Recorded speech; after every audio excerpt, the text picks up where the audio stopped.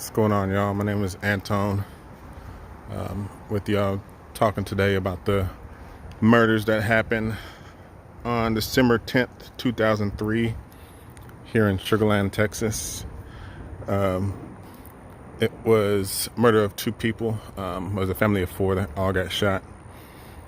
Bart Whitaker, who was 24 years old, 19-year-old Kevin, who was his brother, Patricia, who was the mother, and Kent Whitaker, who was the father, 52 years old. The mother is 51 years old. So Kent, the father, he was a construction business manager. It's like a family business. It was passed down. It was really successful. So he had a lot of money here in Sugar Land, Texas. It's known as a upscale community.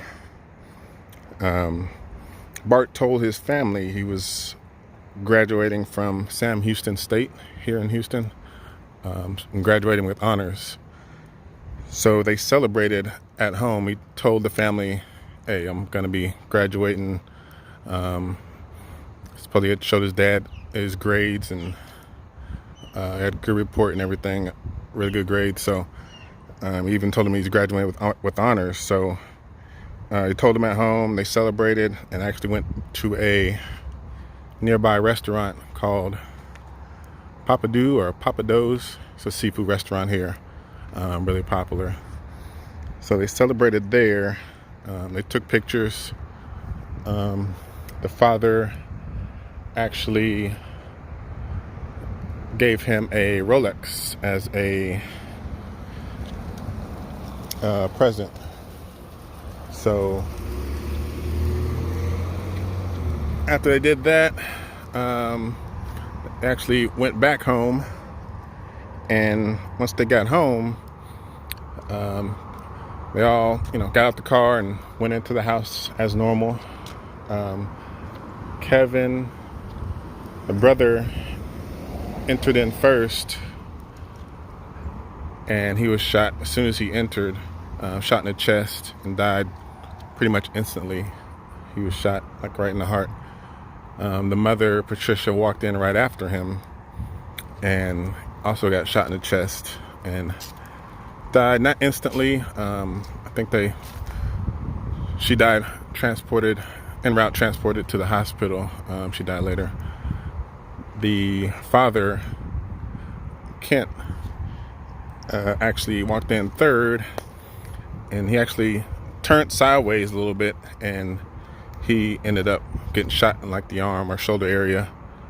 And then Bart was the last one in, and supposedly he wrestled with the intruder and got him to flee out the back door. But before fleeing, he actually shot Bart in the arm, upper arm also.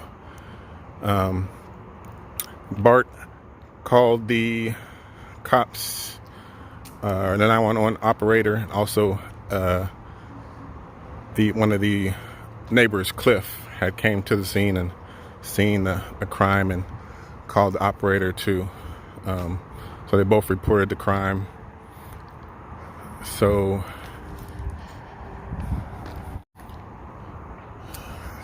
that's basically what happened. Now we're just walking up to the house right now. I'll go by the resting place and kind of get more into the investigation and details a little bit later. But right now, this is the house where the Whitakers stayed at, where the murders happened. So it was 2003, so 18 years ago. So this is it. That would be the front door that they entered in. They would have parked over here and kind of walked to the front door. Like I said, Kevin was first, and Patricia, and Kent. So I'm not sure if the neighbor stayed on this side of the house or that side.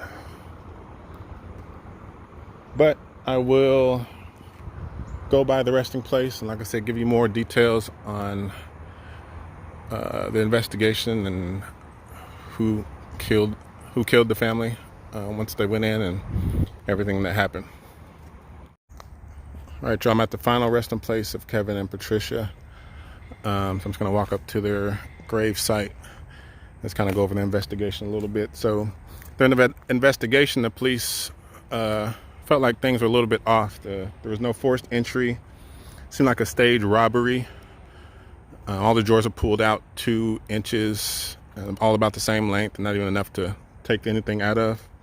Nothing was missing. Only thing missing was Bart's phone, which we'll get into later. There was 1 glove left at the scene, and the Glock gun that was next to, they left it next to one of the bodies. Was later they found out that gun was Kevin's. So that was the one that they supposedly took out the safe. So cops found that odd too, because Kevin, his brother, the one that got killed, kept that gun in a safe in like an isolated location, not easy to find. And the fact that whoever was in there, had time to find it and, open it with a crowbar and get it out, I thought that was kind of odd. And the fact that the killer fired 4 shots and hit 4 times.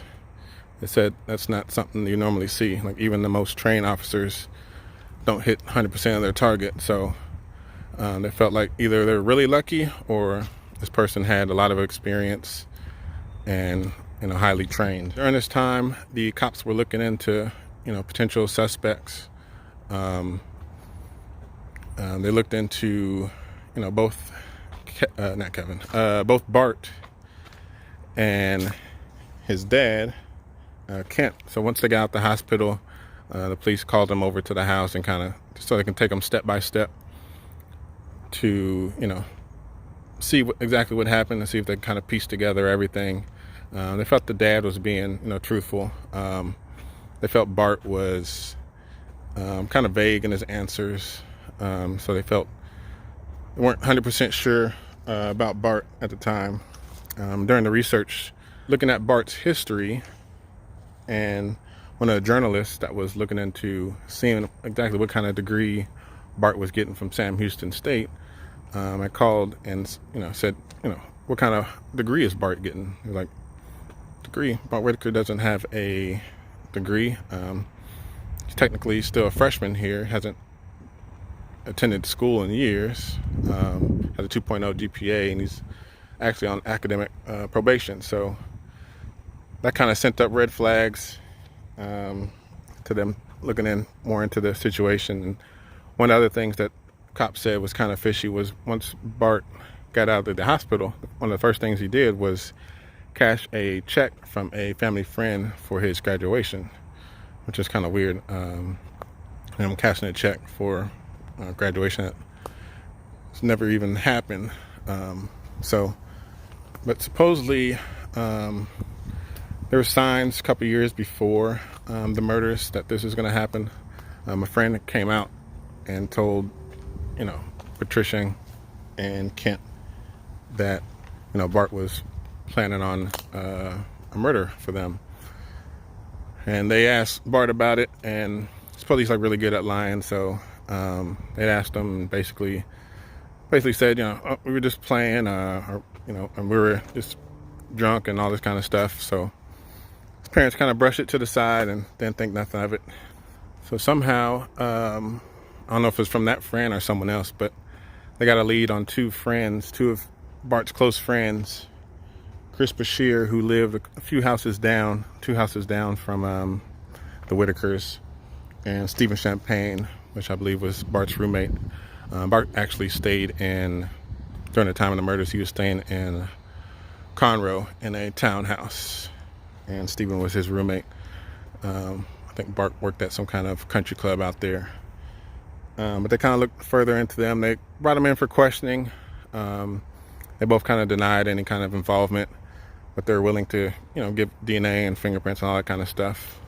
And after running the tests, they see that Chris Bashir's DNA was, found throughout the house and on the gun and all that kind of stuff. So they're still kind of following them a little bit more. during this time because they didn't have all the evidence. Or they wanted more. They didn't have anything on Stephen, so they was kind of following around. I guess Stephen had change of heart and kind of wanted to talk to the police. So went up to the police station and kind of told them, what all happened, and Bart planned it, and basically Stephen wanted to put himself as far as away from the situation as he could. He was basically the driver. He's an SUV. Chris Bashir did the actual shooting. So basically what happened was the night when they were out celebrating, and Bart, took his parents and his brother out. They all went out to Papa Do's restaurant. He knew while they were out at the restaurant that, his family was about to be murdered because Chris Bashir and Stephen were plotting and getting ready. So Chris was already in the house. Stephen was out in an SUV, just kind of parked by the restaurant waiting for them to leave so he can kind of follow behind them and just kind of wait until everything's done and get away. So after the murders, Chris had a bag of evidence basically, and he threw it over in Lake Conroe. So during the time of this interview with him, it was like a year and a half later, so they didn't know if the bag would still be there like a year and a half or 2 years later. But they somehow found it, and they found the crowbar with the same paint chips. They tested it, it's the exact paint chips. Bart's cell phone. And so what happened with the cell phone is when Chris did the murders, I guess he kind of was running out of there trying to get away from the scene, and sorry about the noise, trying to get out of there and run away from the scene, and in doing so he kind of accidentally picked up the phone instead of picking up the gun. So that's why the gun was still left at the scene. So and also was a water bottle with Chris's DNA on it. So they finally took them in. They had them in for the murders, both capital murder. Chris got life without parole, and Stephen actually got paroled in 2015. So at this time, they're just trying to find Bart. So Bart had actually, after the murders, he had moved back home with his dad, which is kind of creepy. So he moved back there with him. The cops, they knew they were on his trail. He knew he was a possible suspect, so they didn't come out and like tell the dad, hey, your son's a killer, you need to get away from him. He's kind of warned them, saying, he's a possible suspect, so just be careful. But the dad was kind of, like I said, kind of naive the whole time, because he still didn't believe he had anything to do with it. Even though he found out later that Bart was doctoring, basically making up his transcripts. So all the transcripts he was giving him throughout the years were all fake. He wasn't actually going to school, like I said. So during that, during the time he was staying with them, he actually, one night, said he was about to be leaving to go see his girlfriend. So said to see him later, and then he never seen him again. So what actually happened was Bart actually fled to Mexico, and he took his dad's money with him. It was like $7,000 to $10,000, and kind of fled to a small city in Mexico. And once he got to Mexico, he actually changed his name.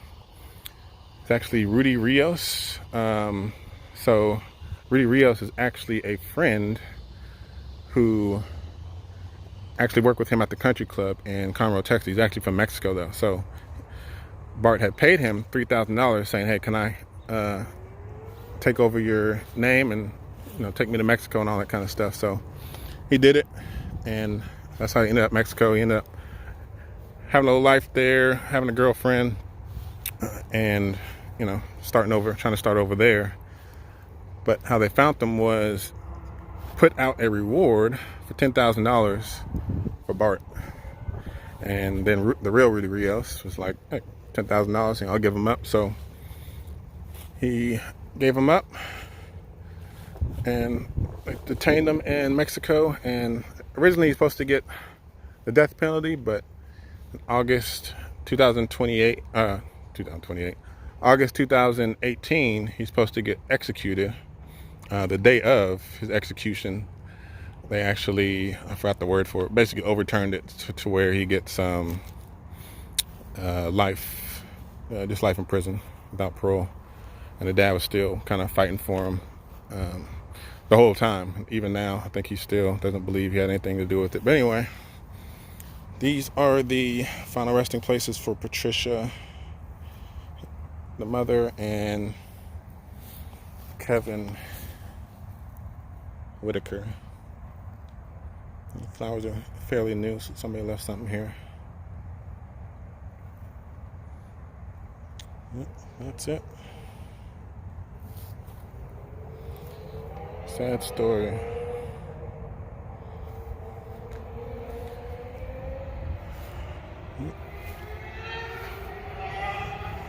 That is it for today. It's actually my first video. I do these kind of things all the time. It's my first time actually doing it on video and kind of sharing it with everybody else. But look to do them every so often. Kind of do more of them because I know I'm a big crime fan. I like to go do these things, so I like to take others along with me as I go along.